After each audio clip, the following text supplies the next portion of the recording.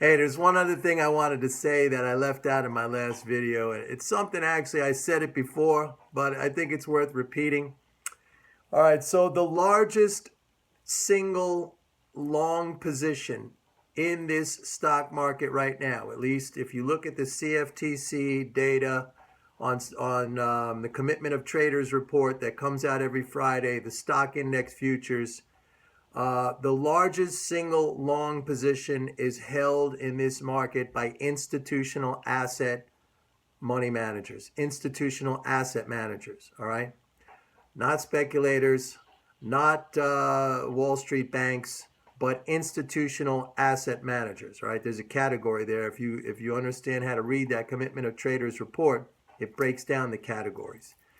They are long 600,000 S&P E-mini futures contracts, and they have been building that position. By the way, if you go back and if you look at the pattern of their involvement in the market, they were hardly long at all last January, February. All right. Then they built up a long position. And I don't have the chart in front of me. If you sign up for MMT Trader, I could send you that. I cover that and I post that in every week's report.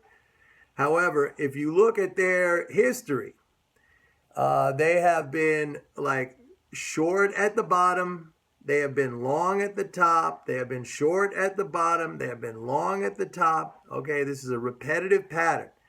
And if you also understand that these guys have a history, a very famous history, actually, of underperforming the market averages. If you think about it, a guy like John Bogle, who created Vanguard. Vanguard was the creator of index funds. Okay, these are funds designed to just track the S&P and just designed to track the market. John Bogle became a billionaire off this concept of index funds. And basically, he understood that if I just make something that tracks the market, it beats 95% of all the what? Institutional asset managers. So, if you are making your bet with these guys, you might want to think about it. Now, they have been right for a period of time, all right? But they have built their position up now to the highest long position they have had in years on this market, all right?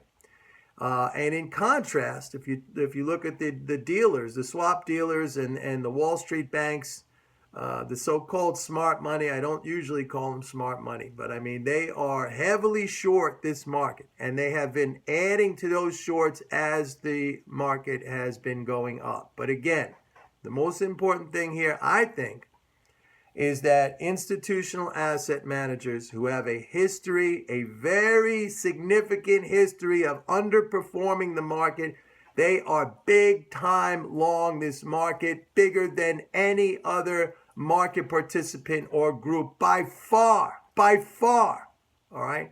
So if you want to cast your lot with those guys, that's up to you. I'm just saying. This is a game of probabilities. I always say this. I cannot predict the future. I go on information, on understanding, on probability, and on having the right mental game. That is basically my approach, and it works, and I make money, and all my closed out positions are wins. But to me, betting against a group that has a terrible history of performance, okay, a terrible proven track record of lousy performance, that does not seem like a bad bet to me. That's me. Okay, you don't have to listen. Just wanted to let you know because I forgot to include that in my last video. Bye.